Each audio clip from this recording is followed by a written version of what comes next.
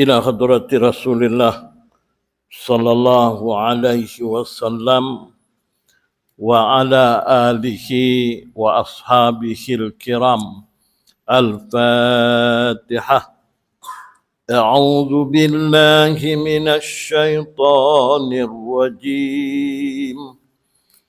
بسم الله الرحمن الرحيم. الحمد لله رب العالمين. الرحمن الرحيم. مالك يوم الدين. إياك نعبد وإياك نستعين. اهدنا الصراط المستقيم. صراط الذين أنعمت عليهم غير المغضوب عليهم ولا الضالين.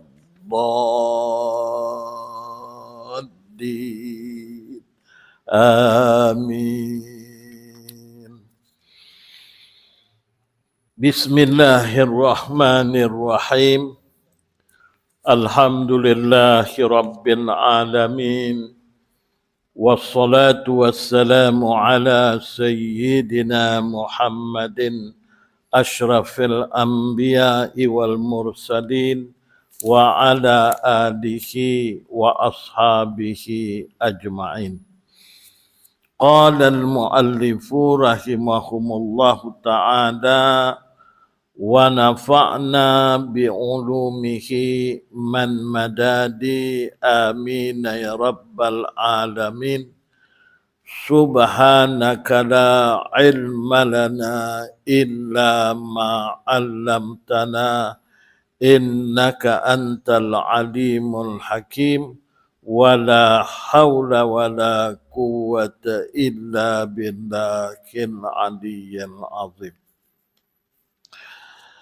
Yang dihormati Al-Fadhil Tuan Imam, ahli-ahli jawatan kuasa masjid, tuan-tuan guru, tuan-tuan haji, puan-puan hajah, ibu-ibu, bapa-bapa, saudara-saudara, anak-anak, hadirin hadirat yang dirahmati Allah Subhanahu wa ta'ala.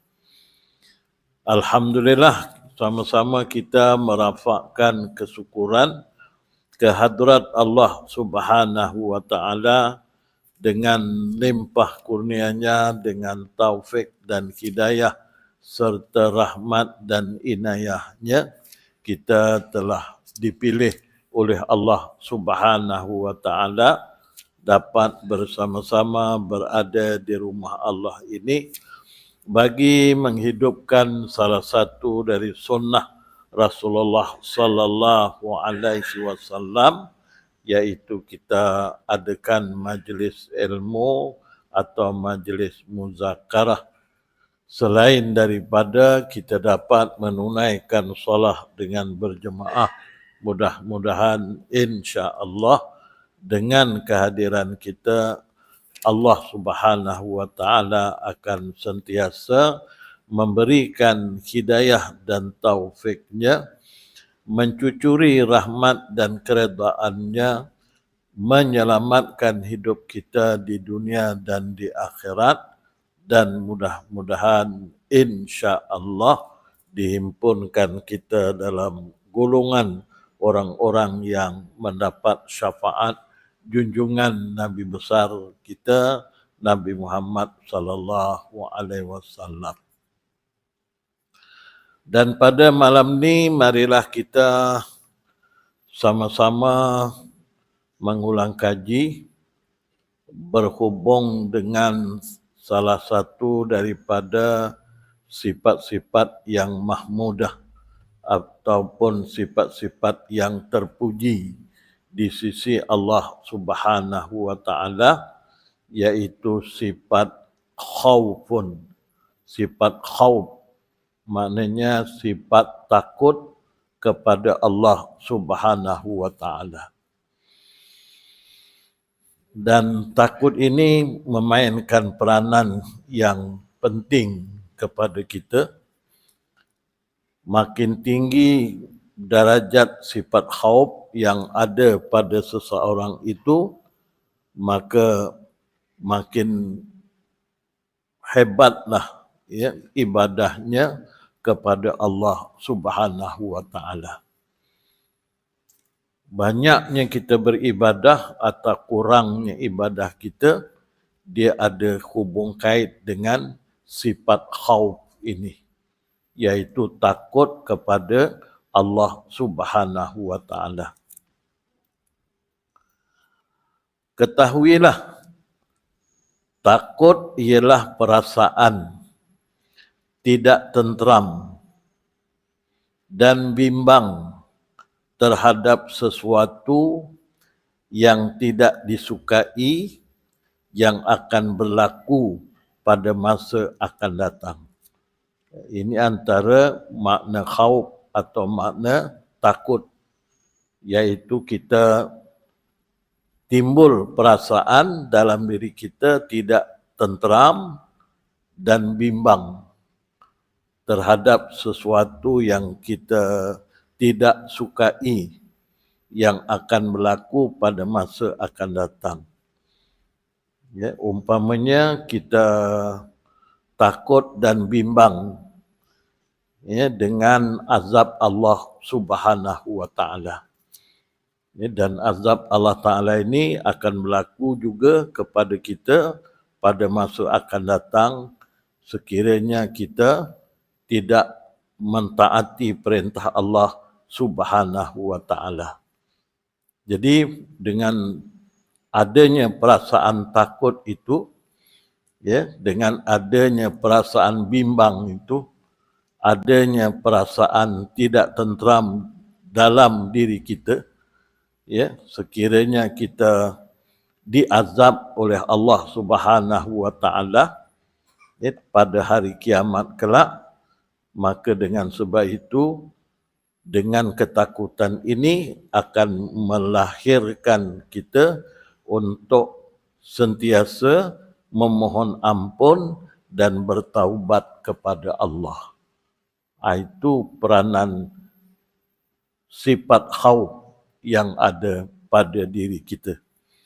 Makin banyaknya, tingginya darajat khauf dalam diri kita, maka makin banyaklah kita beristighfar, memohon ampun kepada Allah Subhanahu wa taala agar kita mendapat keredaannya, dijauhi daripada azab neraka dan dimasukkan kita ke dalam surga. Ini peranan sifat khauf yang ada dalam diri kita. Kadang-kadang takut disebabkan dosa, ya, dan kadang-kadang disebabkan mengenal sifat Allah Ta'ala. Ya. Jadi ada kalanya perasaan takut itu ialah disebabkan dengan dosa-dosa kita. Ya tak? Apatah lagi apabila kita sampai ya umur yang sudah sampai kepada peringkat lebih daripada usia emas umpamanya, pada ketika itulah ya perasaan-perasaan kita sentiasa teringat dosa-dosa dan kesalahan-kesalahan kita yang kita lakukan waktu zaman muda kita dahulu. Ya, jadi dengan perasaan itulah, ya, bila kita ingat dosa-dosa kita, maka timbullah kita rasa takut kepada Allah Subhanahu wa taala. Mungkin disebabkan dengan dosa itu kita mendapat kemurkaan dan azab Allah Ta'ala. Maka dengan itu seseorang itu akan bertaubat kepada Allah Ta'ala dan memohon ampun kepada Allah agar dosa-dosa yang kita lakukan diampunkan oleh Allah SWT. Ini salah satu daripada sebab ya timbulnya perasaan takut dan bimbang tadi, disebabkan dosa kita. Dan satu lagi ialah disebabkan ma'rifatullah. Ma'rifatullah ni kita mengenal Allah Subhanahu Wa Taala. Ya. Macam mana dengan nak dapatkan mengenal Allah Subhanahu Wa Taala ni? Tidak lain dan tidak bukan, kenalah kita mempelajari ilmu tauhid. Ya.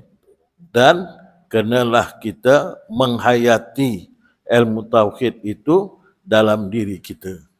Itu yang dinamakan beriman kepada Allah Subhanahu wa Ta'ala. Dan Nabi SAW menyatakan apa yang dimaksudkan dengan iman itu ialah laisal imanu bitamanni wala bitahilli walakin ma waqqara fil qalbi wa saddaqahu bil amal. Iman itu kata Nabi SAW, ya, al-iman laisal imanu bitamanni wala bitakhilli. Iman bukan sesuatu yang diangan-angankan dan dihias-hiaskan, ya tak? Supaya dipandang orang kita ni seorang yang beriman. Kalau setakat hias-hiasan aja belum tentu kita mempunyai, ya, kita beriman dengan iman yang sebenar-benarnya. Kerana Allah Ta'ala dia tidak melihat tentang luaran kita.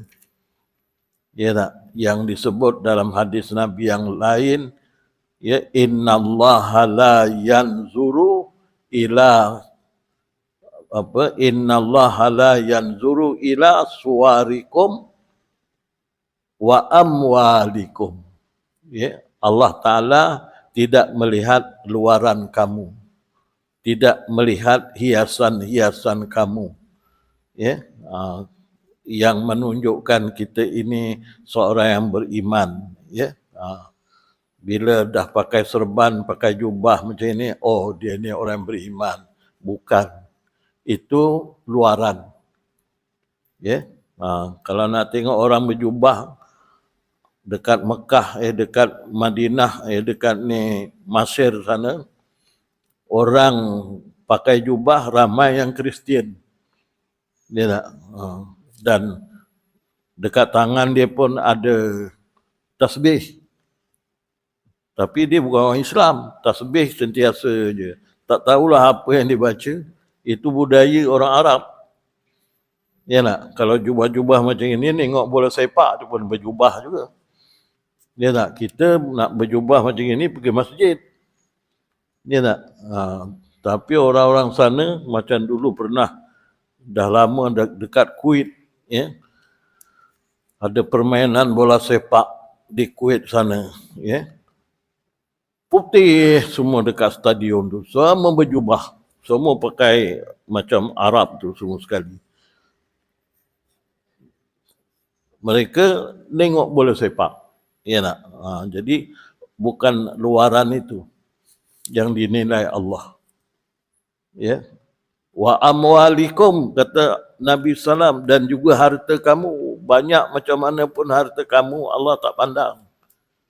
Tak ada, ya, dengan sebab harta banyak tu maka kita dinilai sebagai seorang yang beriman. Ya tak? Itu yang disebut oleh Nabi tadi, mula-mula sabda Nabi SAW, laisal imanu bitamanni wala bitahilli. Ya, iman bukan untuk diangan-angankan ataupun dihias-hiaskan, ya, secara luaran, bukan. Ya tak? Pergi kampung kita pakai macam orang kampung, ya, pakai kopiah, pakai baju kurung, pakai, ya, kain gombang, ya, yang menunjukkan kita ni seorang yang beriman. Tapi kalau dekat bandar, wal iyazubillah perangai kita. Jadi berubah. Ya tak? Jadi kita pakai macam itu untuk apa?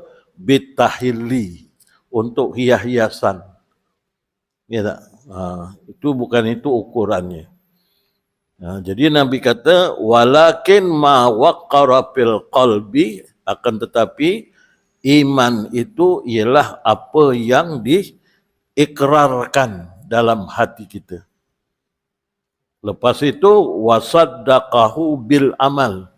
Ya, dan iman dalam hati kita tu dibenarkan ya dengan amalan yang kita lakukan. Jadi sejauh mana kita beramal, begitulah kita beriman kepada Allah SWT, maka itulah yang dikatakan seorang yang beriman dengan sebenar-benarnya. Kalau yang hadis innallaha la yanzuru ila suwarikum wa amwalikum, Nabi kata Allah tidak menilai, tidak melihat, tidak memandang kamu ya, tentang lahir kamu, suwarikum, rupa kamu, pakaian kamu, darajat kamu, keturunan kamu, pangkat kamu, apa-apa sajalah. Itu tidak dinilai oleh Allah. Wa amwalikum, dan harta kamu, banyak macam mana pun, Allah Ta'ala tak menilainya.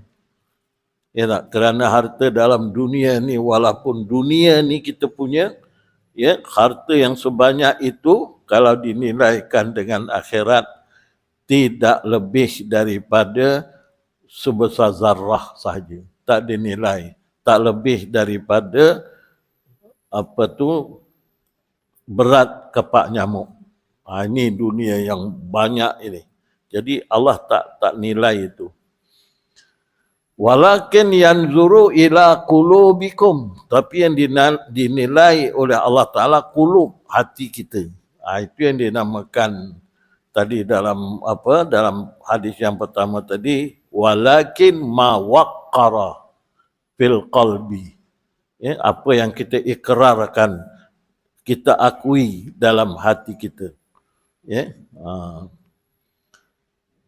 Jadi Allah Ta'ala melihat tentang innallaha la yanzuru ila suwarikum wa amwalikum walakin yanzuru ila qulubikum wa a'malikum, dan amal kita.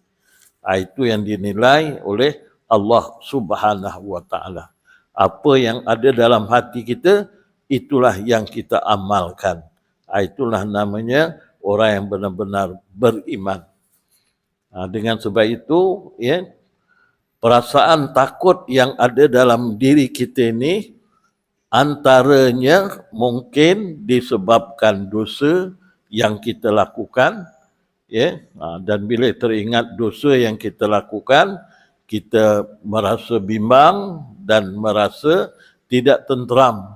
Kalau dengan sebab dosa itu kita akan dimurkai oleh Allah Ta'ala dan kita akan diazab dengan azab nerakanya, maka dengan sebab ini zahirlah perasaan khauf ataupun takut, dan kita terus mendekatkan diri kepada Allah SWT, iaitu bertaubat kepadanya.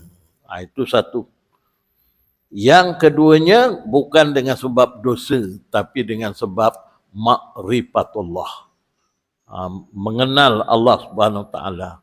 Yang dikatakan mengenal ini ialah merasa keagungan, ya, kebesaran, kesempurnaan, kekuasaan Allah Subhanahu Wa Taala. Itu kita mengenal. Bila sampai peringkat itu dapat dikatakan mengenal, merasa. Ya tak? Bila kita sebut Allahu Akbar, merasa kebesaran Allah. Ya tak? Macam kita takut dengan ular kobra misalnya, ya, yang berada di hadapan kita, nengok aja ular tu sedang menghala kepada kita, maka timbul perasaan, ya, perasaan takut dengan ular itu. Itu yang dinamanya merasa. Dengan Allah gitu juga merasa. ya, merasa kewujudan Allah, kita tidak akan melakukan sebarang kemaksiatan kepada Allah SWT. Sebab kita merasa Allah Ta'ala itu ada. Allah Ta'ala itu wujud. Ya. Macam kita kerja, ya, kalau orang kerja di pejabat misalnya, ya, dia merasa, ya, dalam bilik bos tu ada bos di dalamnya, ya tak? Maka dia akan tak berani nak ngulang-ulang, ya tak? Dia kerja akan kerja betul. Kalau rehat pun sampai waktu rehat dia akan rehat. Kalau belum sampai waktu dia tak rehat. Kalau cara masa rehat tu 15 minit, betul-betul 15 minit lah direhat. Keluar sekejap, minum lebih kurang gini, tengok jam, oh tinggal 3 minit, bergagas-gagas dia pergi masuk balik kerja. Sebab dia tahu dalam bilik itu ada bos yang sentiasa memerhatikan kita. Bos ada.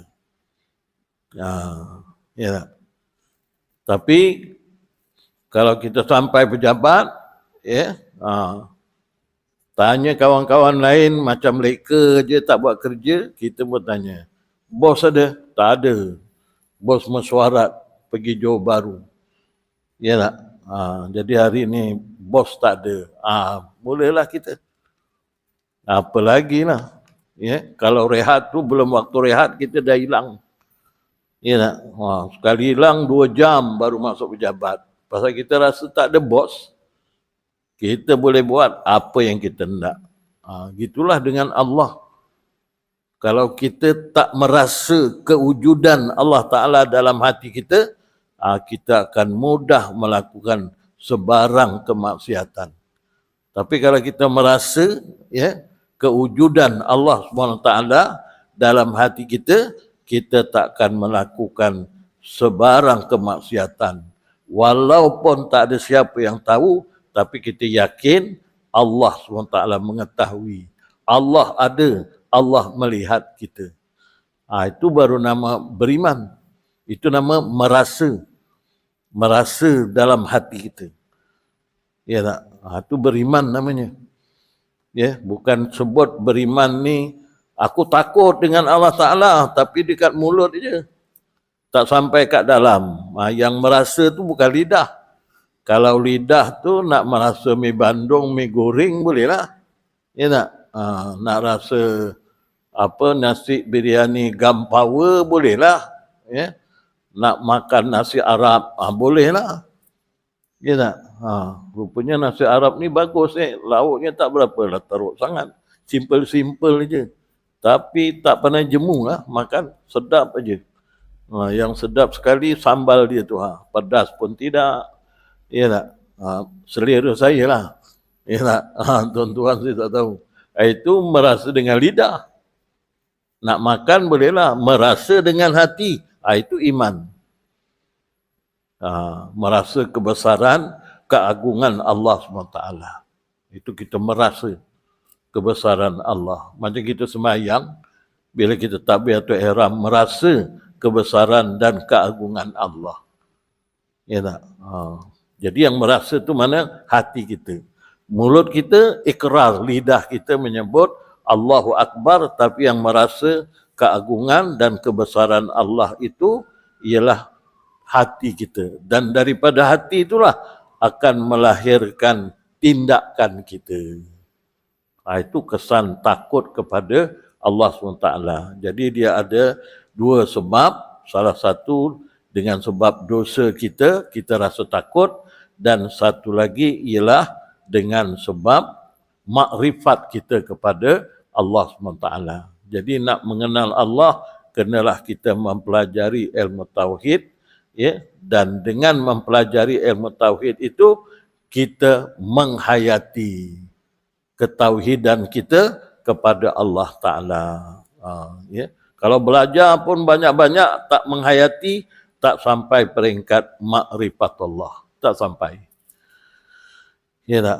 Sebagai contoh misalnya, ya, kita ilmu tauhid tinggi, ada PhD Usuluddin, tinggi tu ilmu. Bukan senang nak dapat Usuluddin. Rumah sebelah masjid. Masuk waktu zuhur, Bilal pun azan. Allahu Akbar, Allahu Akbar. Kita yang lulus PhD ni, doktor falsafah tu, hafah pun tak pernah pergi masjid. Kat rumah aja. Itu. Jadi ilmu banyak, amal tak ada. Ya tak? Itu tak masuk dalam golongan yang dikatakan oleh Nabi, ma waqqara fil qalbi wa saddaqahu bil amal. Jadi yang merasa bila suruh Allahu Akbar, kita merasa kebesaran Allah. Kita pun amalkan perasaan itu. Macam mana? Pergi masjid, sembahyang berjemaah. Itu yang dikatakan merasa dan beramal dengan ilmu dia. Ya. Takut disebabkan mengenal sifat Allah SWT. Itu baru satu, wujud dah macam itu. Sifat Allah yang wajib kita ketahui satu persatu ada 20. Semuanya tu kena dihayati, kena diimani. Ya, qidam, baqa, mukhalafatu ta'ala li khawadis, qiyamhu ta'ala binafsih, semuanya. Ya, kena hayati. Ya. Katakan waktu kita berjalan, jumpa duit dalam dompet, dalamnya ada duit. Waktu itu kita ambil dompet tu, tapi kita tak berani nak mengambil duit dalam dompet itu. Kita akan berusaha menyerahkan kepada pihak yang berkenaan untuk mengisytiharkan dompet yang kita jumpa. Ataupun dalam dompet tu kita kenal yang punya sebab kad pengenalan dia ada atau lesen mandu dia ada. Oh, ni si Anu ni kita kenal ni, selalu pergi masjid. Kita akan bawa dompet dia tu, kita akan serahkan dengan dia. Ya tak? Waktu tu timbul juga perasaan nak ambil duit tu. Ini kalau aku ambil duit, ni beraya aku ni nyambut Hari Malaysia ni. 10,000 memain tu. Ya tak? Bergaya boleh pergi Kuala Lumpur, pergi Melaka. Sambutan Hari Malaysia kita kat Melaka. Bergaya kita dengan 10,000. Tidur hotel 5 bintang. Ya tak? Tapi kita nak ambil, kita takut. Ya, walaupun kita tulis kiri kanan, kiri sana sini, kita tengok tak ada seorang pun yang tahu. Tapi kita rasa walaupun tak ada orang tahu, Allah yang Maha mengetahui. Kerana Allah itu, kita dah belajar tauhid, Allah bersifat basar, melihat. Allah bersifat ilmu. Ya tak? Jadi kita menghayati, menghayati sifat-sifat Allah Ta'ala yang kita pelajari itu. Barulah nama takut. Ini kalau sampai berbilion-bilion kita ambil, tak ada rasa takut pun, itu namanya tak ada ilmu tauhid langsung lah kita. Ingat-ingat tak ada orang tahu. Yang kita takut dengan SPRM, takut dengan manusia, buat apa? Kita kena takut dengan Allah. Bukan SPRM. Itu takut. Ini kalau SPRM tahu, teruk aku ni. Kena lock up nanti Kang, salah ni. Jadi takut dengan manusia, tak beriman juga. Beriman mesti takut dengan Allah, bukan SPRM. Ya tak?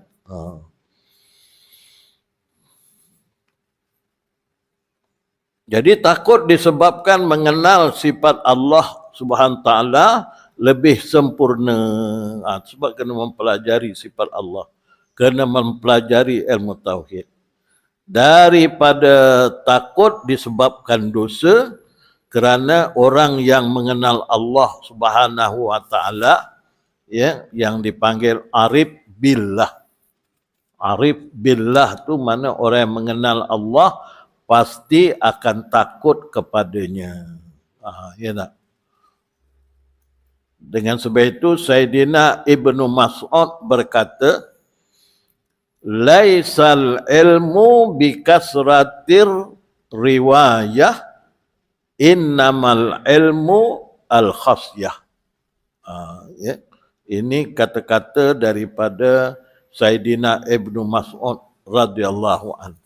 Ya, dia kata laisal ilmu, ya, bikasratir riwayah.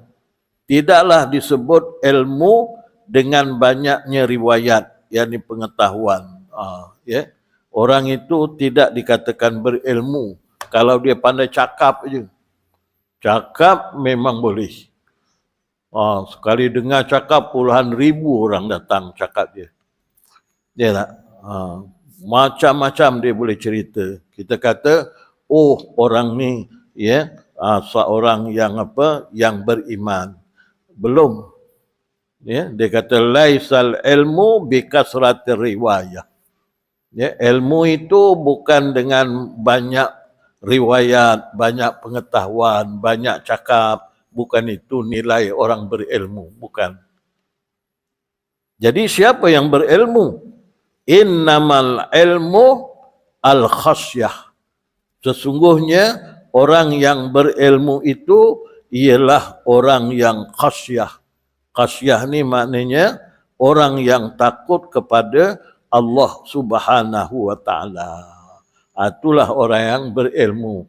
Walaupun ilmu dia sikit, tak tinggi mana pun, sekolah pondok je, tak ada sijil pun. Sekolah pondok mana ada sijil?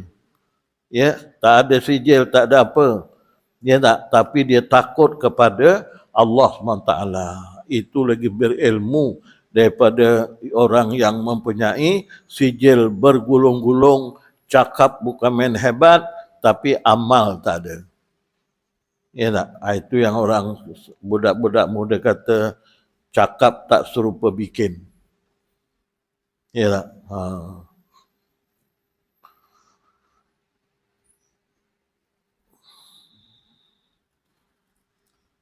Dan Allah Subhanahu wa taala berfirman, ya, dalam surah Fatir, ya, ayat 28, ya. Innama yakhshallahu min ibadihil ulama. Sebenarnya yang takut kepada Allah, innama sesungguhnya, yakhshallah yang takut, yang sentiasa takut, ya, kepada Allah, min ibadihi daripada hamba-hambanya, al ulama maknanya orang yang mempunyai ilmu, para ilmuwan. Tapi ulama macam mana ni? Ulama yang beramal dengan ilmunya. Ya tak? Bukan ulama dunia. Ya tak? Ataupun disebut ulama ulama yang jahat. Cakap memang hebat, ya, tapi amal tak ada. Tak ada amal. Lain yang dicakap, lain yang diamal. Itu nama ulama Itu ulama ni dia tak takut dengan Allah. Itu sebab Allah Ta'ala sebut ulama yang macam ini dianggap sebagai syaitan bisu. Ya tak? Itu panggil syaitan bisu. Ya tak? Ulama yang sebenarnya dia beramal dengan ilmu dia. Macam mana ilmu yang dia dapat melalui Al-Quran dan hadis, itulah yang diamalkan.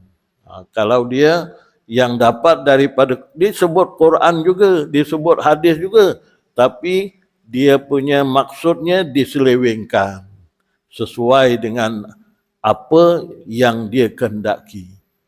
Jadi dia menyelewengkan itu dah merupakan satu perkara yang sesat. Ya tak? Kemudian dia selewengkan depan orang lagi. Orang yang berpegang kepada apa yang dia selewengkan itu, maka dia lagi menyesatkan. Dahlah sesat, lagi menyesatkan. Ya, ni. Orang yang beriman, yang sebenar, hanya takut kepada Allah SWT. Seperti dalam firman-Nya, innama zalikumus syaitanu yukhawwifu awliya'ah fala takhafuhum wa khafuni in kuntum mu'minin. Ya. Yang maksudnya sesungguhnya yakni pembawa berita itu ialah syaitan yang menakut-nakutkan pengikut-pengikutnya kaum musyrik. Oleh itu janganlah kamu takutkan mereka. Tetapi takutlah kepadaku, kata Allah, yakni jangan cuaikan perintahku. Jika betul kamu orang yang beriman. Ini dalam surah Ali Imran. Dalam firman-Nya yang lain, Allah Ta'ala menjelaskan, فَلَا تَخْشَوُنْ نَاسَ وَخْشَوْنِي وَلَا تَشْتَرُوا بِآيَاتِي ثَمَنًا قَلِيلًا. Surah Al-Ma'idah. Ya, ayat 44, Allah Ta'ala kata, oleh itu janganlah kamu takut kepada manusia. Fala takhshawun nas. Ya, maka jangan sekali-kali kamu takut kepada manusia. Wahsyauni, dan takutlah, kata Allah, kepadaku. Kita hanya disuruh takut kepada Allah SWT. Ya, lain daripada Allah SWT, kita tidak dituntut supaya takut dengannya, kerana dia itu makhluk. Ya, apa maksud takut pada Allah Ta'ala ini? Takut dengan Allah, kita mendekatinya. Ya tak? Makin, itu yang saya sebut tadi mula-mula, makin tinggi darajat ketakutan kita kepada Allah SWT, maka makin banyaklah kita tunduk dan melakukan ibadah kepadanya. Ini takut kepada Allah. Ya, tapi takut dengan makhluk, ya, kita lari daripadanya. Kita bukan mendekatinya, kita lari, bahkan kita membencinya. Tapi kalau dengan Allah, ya, kita takut dengan Allah SWT, kita sentiasa mendekati Allah. Ya, dan sentiasa kita memohon ampun kepada Allah SWT, kerana kita tahu Allah Subhanahu wa Ta'ala itu Maha Pengampun kepada kita. Itu yang disebut fala takhshawun nas wahsyawni.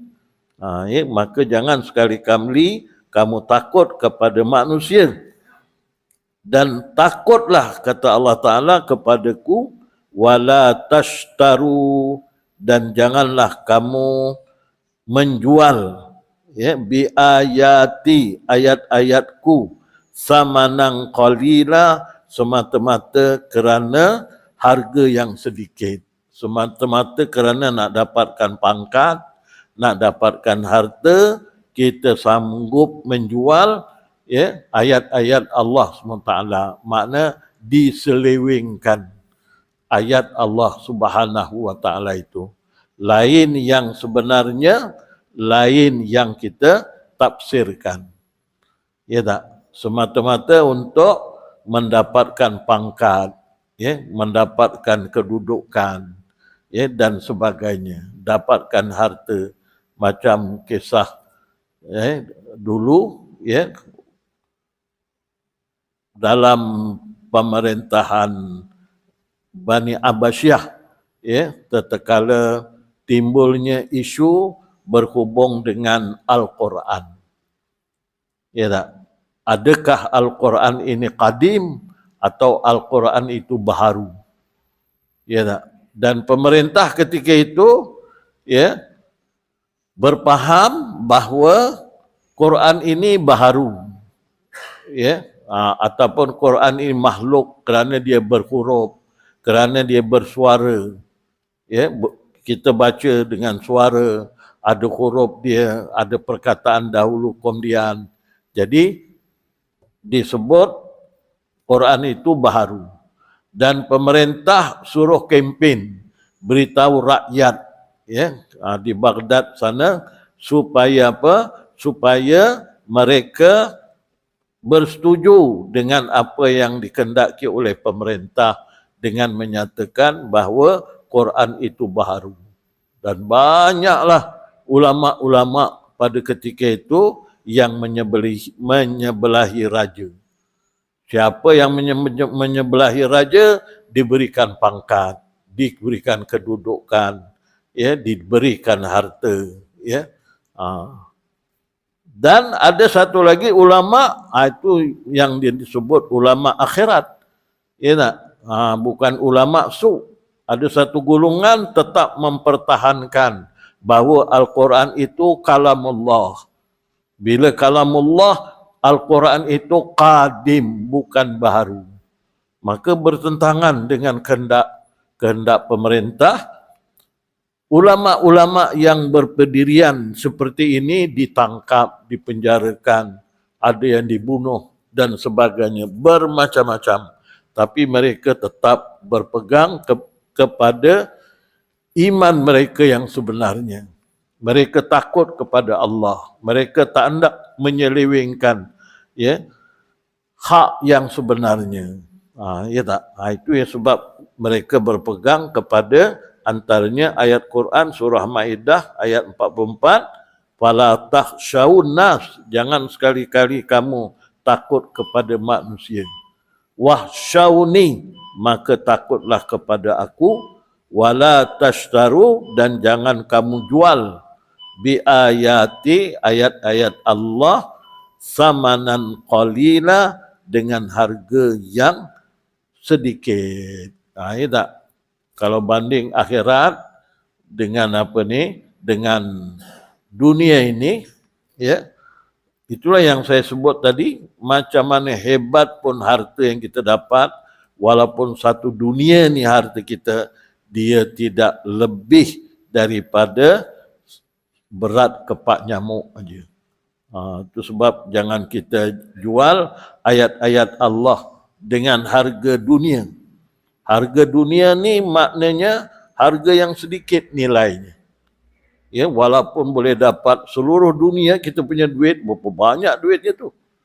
Ya, tapi bandingan dunia dengan akhirat, tak ada nilai apa-apa pun harta di dunia ini. Ya. Kita sikit lagi kita sambung. Ya.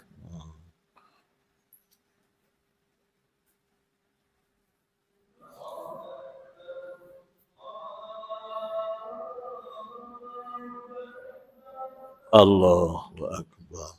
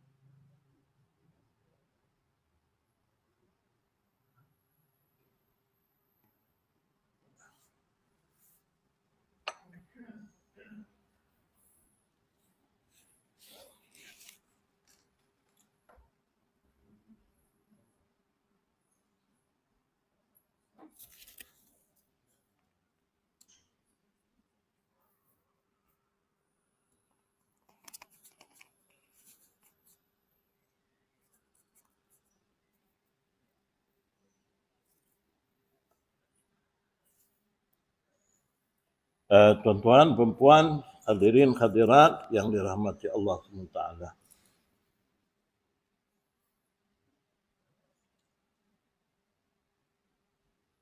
Tingkatan orang yang takut kepada Allah.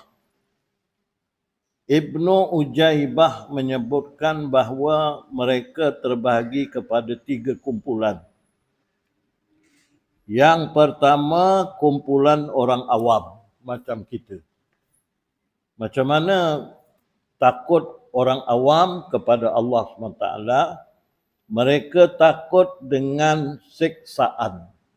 Kita takut dengan siksa azab daripada Allah SWT.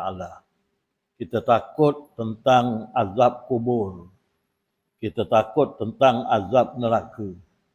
Itu sebab Nabi suruh kita mohon setiap kali kita sembahyang, selesai baca tahiyat akhir, Nabi kata mintalah kepada Allah 4 perkara.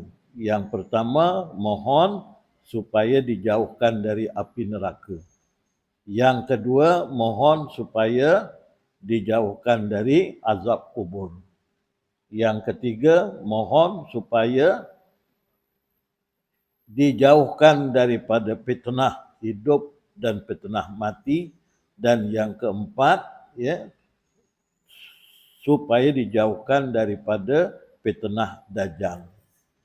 Dan kita orang awam ni biasanya perasaan takut kepada Allah itu kita kaitkan dengan takut menghadapi siksanya, iaitu azab kubur, azab neraka, dan hilang pahala. Takut pahala kita dah sikit, kalau hilang ataupun hilangnya dengan sebab bankrupt, lagi teruk. Tak? Sebab ada kita ini orang yang bankrupt di akhirat besok. Bila tanya sahabat, siapakah yang bankrupt? Kata sahabat, adakah yang bankrupt itu orang yang hartanya habis, dibayarkan hutang, tetapi dia masih banyak lagi berhutang, tak sanggup bayar. Rasulullah kata bukan gitu yang bankrupt di akhirat. Bankrupt akhirat ialah orang yang waktu dia meninggal banyak membawa pahala, tapi waktu dia akhirat ramai orang yang menuntut pahala daripadanya. Maka pahala itu diserahkan kepada orang yang nuntut. Tuntut, habis. Pahala habis, tapi yang menuntut tu ramai lagi. Ini golongan bankrupt. Itu orang awam tadi, takut dengan seksaan dan hilang pahala. Itu satu. Yang keduanya, orang yang tinggi sedikit peringkatnya daripada orang awam, iaitu orang khawas. Orang khawas ni, mereka takut dengan celaan dan hilang rasa dekat dengan Allah. Ini orang khawas. Dia takut dengan celaan Allah. Dan juga dia takut kalau hilang rasa dekat dengan Allah. Macam mana takut hilang rasa dekat dengan Allah ni? Dia contohnya, tak? Kita takut macam mana? Kita rajin datang sembahyang berjemaah. Tapi takut satu masa nanti, bila rasa dekat dengan Allah tu sudah hilang, akhirnya kita jauh dengan Allah. Bila jauh dengan Allah, mulalah meninggalkan sembahyang berjemaah. Itulah kita takut. Kalau dapat amal sembahyang berjemaah ini, biarlah sampai ke akhir hayat. Jangan sampai separuh jalan. Tak? Separuh jalan kita pergi, ada satu masa entah macam mana, dah tak nak pergi masjid. Tak? Ada setengahnya pula waktu bekerja, belum pencen, rajin pergi masjid. Dah pencen, tak kerja lagi, dengan pergi masjid pun pencen. Tak boleh. Bahaya tu. Ini yang kita, itu apa sebab jadi macam itu? Kita jauh dengan Allah. Nah, sebab itu orang yang dekat dengan Allah makin banyak dia beribadah pada Allah. Itu orang dekat. Ya tak? Kalau kita malas saja nak buat ibadah, tak berapa ndak, tak kisah sangat, cepat-cepatlah istighfar. Takut kita ni masuk golongan orang yang jauh dengan Allah. Itu yang kita takut tu. Ini takut orang hawas. Kalau orang awam dia tak ada rasa apa pun, saja je. Ya tak? Dulu rajin pergi masjid, sekarang dah tak pergi masjid lagi pun tak jadi apa dia. Happy semacam je. Ya tak? Dulu belum masuk waktu dah ada, dah sekarang ni pula tengah azan dia lalu je. Tak mau singgah lagi. Wal iyazubillah. Itu maknanya makin jauh dengan Allah. Ya tak? Tanda gitu. Ya, dulu kita rajin baca Quran, dah akhir-akhir ni tak nak baca lagi dah. Dah 2 tahun tak buka Quran. Dulu bukan main lagi Quran. Sentiasa bawa Quran ke sana kemari. Pantang berhenti baca Quran. Ya tak? Duduk pergi laut untuk orang lain pergi menikmati indahnya laut. Kita pergi juga, nikmati juga. Tapi Quran tetap di tangan. Dulu. Tapi sekarang ni tak baca lagi Quran. Jauh dengan Allah. Ini kedudukan orang khawas. Dia takut berlaku macam itu. Ya tak? Itu menandakan kita jauh dengan Allah. Itu yang kita takut. Ya. Yang ketiganya orang khawasul khawas. Mereka takut ditutup pandangan daripada akhlak yang buruk. Ini mereka takut. Ini orang khawasul khawas. Mereka takut ditutup pandangan daripada akhlak yang buruk. Ya. Takut mereka ini tak sedar bahawa dia tu sebenarnya lahirnya saja baik, tapi hakikatnya buruk.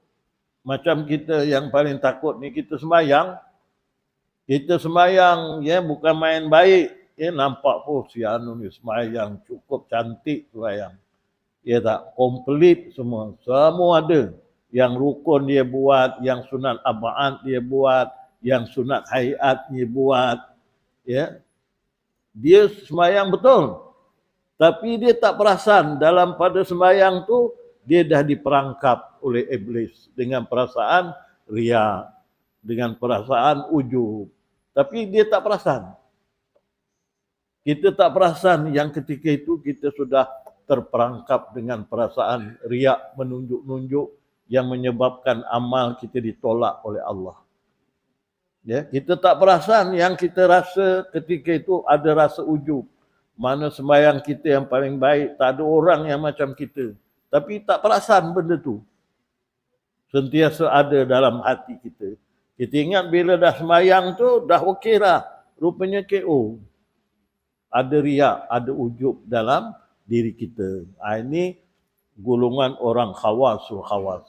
Ya, ramai ya, di kalangan kita minta-minta dijauhkanlah. Ya, supaya kita cepat sedar. Ya nak? Cepat sedar sebab ini permainan yang didendangkan oleh iblis syaitan waktu kita beramal. Dia memang dia mainkan kita. Kau tengok engkau sembahyang, kau lah paling baik. Memang hebat engkau ni. Ya tak? Kita pun aku lah yang paling baik. Habis. Itu dia perangkap. Ya tak? Sentiasa ada.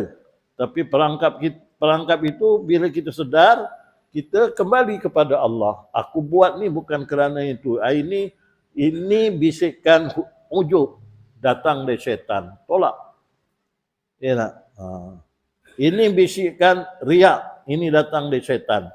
Kita tolak. Kita minta Allah Ta'ala jauhkan. Bila ada kesedaran itu, maknanya Allah buka pandangan kita daripada akhlak yang buruk. Allah buka. Jadi kita sedar, oh ini riak, oh ini ujub. Ya, tapi yang tak sadar tu, dia ingat dia beramal tu dah paling baik tu, rupa-rupanya terselit di dalamnya ada rasa riak, ada rasa ujub. Habis juga amal tu. Ya tak? Baca Quran hebat-hebat, baca dengan lagu, dengan tajwidnya, ya. Syaitan pun masuk di dalam masuk. Darah ramai-ramai ni, engkau aja seorang yang paling baik bacaan, orang lain tak ada. Kita pun terima je dia punya perangkap tu. Maka jadilah kita orang yang tertutup di sisi Allah, pandangan dari akhlak yang buruk. Ini minta jauhkan. Jadi orang yang takut kepada Allah tu ada dua, ada tiga. Satu takut orang awam, iaitu takut tentang siksaan Allah. Tu jenis kita sama ni lah. Ya, takut siksa Allah, takut azab kubur, takut azab neraka. Ini kita lah orang awam. Peringkat tinggi sikit orang hawas, ya, takut, ya, hilang rasa dekat dengan Allah. Ini rasa takut, ya tak? Sebab itu kita kalau dah baca Quran, bacalah. Paling-paling tidak kata Nabi, jangan tinggal 10 ayat. Jangan tak baca langsung. Tak baca langsung ni, ulama sebut, dia kata kalau kita sembahyang, kita bercakap dengan Allah. Tapi bila kita baca Quran, Allah cakap dengan kita. Ya tak? Jadi kita rasa takut. Ya, kalau aku tak baca Quran, makna Allah tak nak bercakap dengan aku. Ini baru kat dunia. Besok ke akhirat, apa akan jadi? Kalau Allah tak nak cakap, tak nak pandang kita. Ya tak? Dengan sebab itu, Quran jangan tak baca. Bacalah paling tidak 10 ayat. Kalau ada sibuk sangat, 10 ayat baca, tandakan, Sadaqallahul Azim. Besok sambung. Habis 30 juduk, ulang lagi. Habis ulang lagi. Habis ulang lagi. Habis ulang lagi. Jangan macam orang yang jadi hamba Ramadan. Ramadan hebat baca Quran. Tapi masuk je Syawal, Quran dah tak nampak kita. Itu namanya hamba Ramadan. Kita nak jadi hamba Rabbani, hamba kepada Allah. Ya tak? Bukan hamba Ramadan. Ya tak? Itu. Jadi insyaAllah lah tuan-tuan, setakat ni yang kita dapat sama-sama muzakarakan pada malam ni. Kalau ada sesuatu yang baik, semuanya adalah dari Allah Subhanahu wa ta'ala. Yang tidak baik merupakan kelemahan, kejahilan saya. Maka saya mohon ampun pada Allah, minta maaf dengan tuan-tuan, perempuan dan anak-anak, dan kita akhiri dengan Al-Fatihah. A'udzu billahi minasyaitonir rajim. Bismillahirrahmanirrahim. Alhamdulillahi rabbil alamin. Ar-Rahmanir Rahim. Maliki yaumiddin. Iyyaka na'budu wa iyyaka nasta'in. اهدنا الصراط المستقيم صراط الذين أنعمت عليهم غير المغضوب عليهم ولا الضالين آمين. أعوذ بالله السميع العليم من الشيطان الرجيم. بسم الله الرحمن الرحيم. الحمد لله رب العالمين. والصلاة والسلام على سيدنا محمد أشرف الأنبياء والمرسلين وعلى آله وصحبه أجمعين. اللهم اغفر لنا ذنوبنا ولوالدينا وارحمهم كما ربونا صغارا ولجميع المسلمين والمسلمات والمؤمنين والمؤمنات برحمتك يا أرحم الراحمين.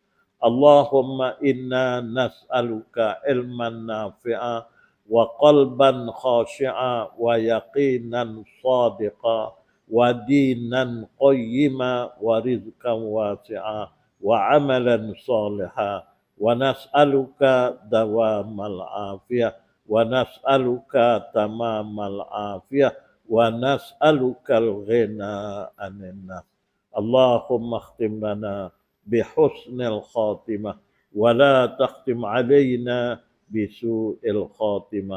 ربنا آتنا في الدنيا حسنة وفي الآخرة حسنة وقنا عذاب النار. وصلى الله على سيدنا محمد وعلى آله wa sahbihi wa sallam.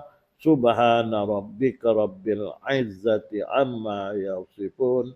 Wassalamun alal mursalin. Walhamdulillahi rabbil alamin. Kita baca tasbih kifarah dan suratul Asr. A'udzu billahi minasyaitonir rajim. Bismillahirrahmanirrahim. Subhanakallahumma wa bihamdika asyhadu an la ilaha illa anta astaghfiruka wa atubu ilaik. Subhanakallahumma wa bihamdika asyhadu an la ilaha illa anta astaghfiruka wa atubu ilaik. Subhanakallahumma wa bihamdika asyhadu an la ilaha illa anta astaghfiruka wa atubu ilaik. A'udzu billahi minasyaitonir rajim.